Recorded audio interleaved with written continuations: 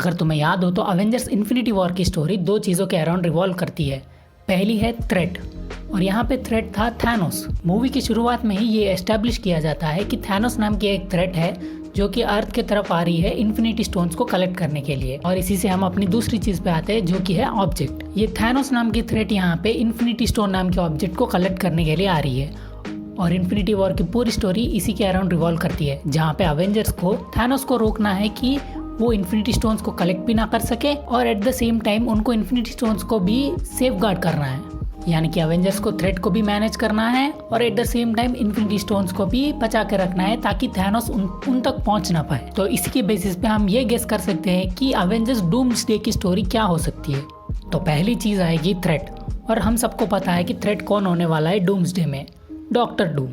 Doctor Doom का फंडा इस मूवी में बहुत ही सिंपल होने वाला है। हमें आने वाली मूवीज जैसे कि फैंटास्टिक फोर या फिर डॉक्टर स्ट्रेंज 3 में ये सेटअप किया जाएगा कि इंकर्जन्स क्या होते हैं और इंकर्जन होने पर उस प्लैनेट पर रहने वाले सारे बीइंग्स कैसे सफ़र करेंगे, और क्या होता है जब एक अल्टरनेट यूनिवर्स या अल्टरनेट वर्ल्ड एक दूसरे से टकराते हैं तो कितनी डेवास्टेशन फैलती है। तो doctor Doom being doctor Doom इस प्रॉब्लम को देख के एक ही सॉल्यूशन पे आएगा, too many worlds some might need to die. और बस इसी के बाद वो अपने एक मिशन पे निकल पड़ेगा जहाँ पे उन सारे वर्ल्ड्स को डिस्ट्रॉय करेगा जो कि एक इनकर्जन का रीज़न बनेगी। नाउ अगर तुम यहाँ पे नोटिस करो तो कैंग और डॉक्टर डूम के अप्रोच में एक स्लाइड सा चेंज है, जहाँ पर कैंग सिर्फ उन्हीं वर्ल्ड्स या उन्हीं बीइंग्स को प्रून कर रहा था जो कि उसके प्लान में फिट नहीं बैठ रहे थे।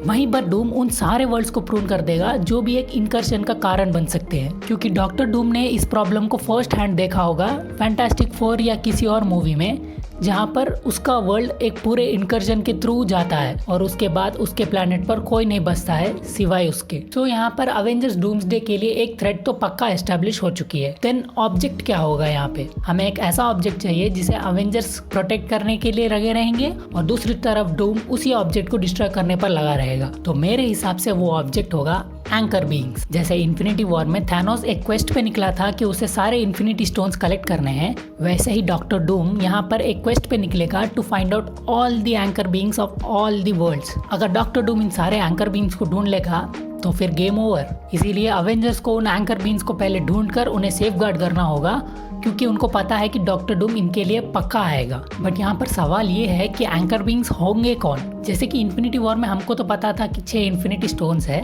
तो यहाँ पे एंकर बीइंग्स के कॉन्सेप्ट में ऐसे कौन से कैरेक्टर्स हैं जो फिट बैठेंगे? And I think for most of the universes और एटलीस्ट फॉर 616 मेरे पास एक आंसर है, and that answer is Loki. तो अगर तुमने कॉमिक बुक्स पढ़ी है या फिर कॉमिक वर्स के वीडियो देखे हैं तो उनके वीडियो में तुमने एक कॉन्सेप्ट जरूरी सुना होगा। वो कॉन्सेप्ट है मॉलिक्यूल मैन का। तो इस वाली स्टोरी में ये होता है कि डॉक्टर डूम दूसरे यूनिवर्सेस में जाके उनके मॉलिक्यूल मैन को मारकर उनकी पावर को ऑब्जर्व कर लेता है। तो बस इसी स्टोरी में तुम मॉलिक्यूल मैन को निकालकर अपने लोकी को भी इंसर्ट कर सकते हो, क्योंकि लोकी सीजन 2 के एंड में हमने देखा था कि लोकी एक ऑल पावरफुल बीइंग बन गया था जो अपनी पावर से उन सारी मरती हुई ब्रांचेस में जान फूंक रहा था। तो अगर डॉक्टर डूम किसी भी तरीके से एंड ऑफ टाइम तक ट्रैवल कर जाए और अपने लोकी को हर्ट कर देगा, वो सारी ब्रांचेस और वो सारी टाइमलाइंस मर जाएगी जिनको लोकी जिंदा रख रहा था।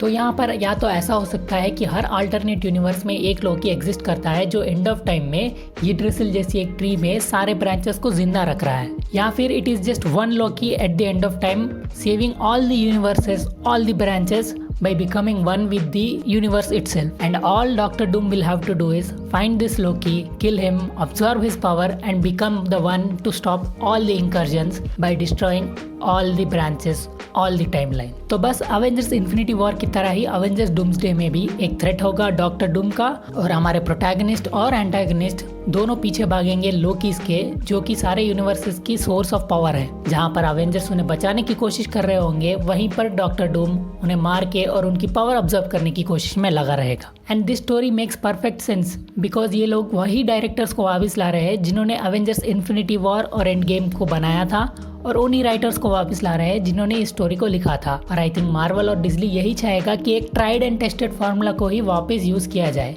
तो ये बेसिकली इन्फिनिटी वॉर की स्टोरी को ही रिसाइकिल करके हमको वापस देंगे, बट एलिमेंट्स थोड़े से चेंज हो जाएंगे। And you can now clearly see this is why they bought Robert Downey junior back for Doctor Doom. And also the Russo brothers will finally have a chance to make the sun shine on the Asgardian brothers once again and providing closure to this line in Infinity War. I assure you, brother, The sun will shine on us again.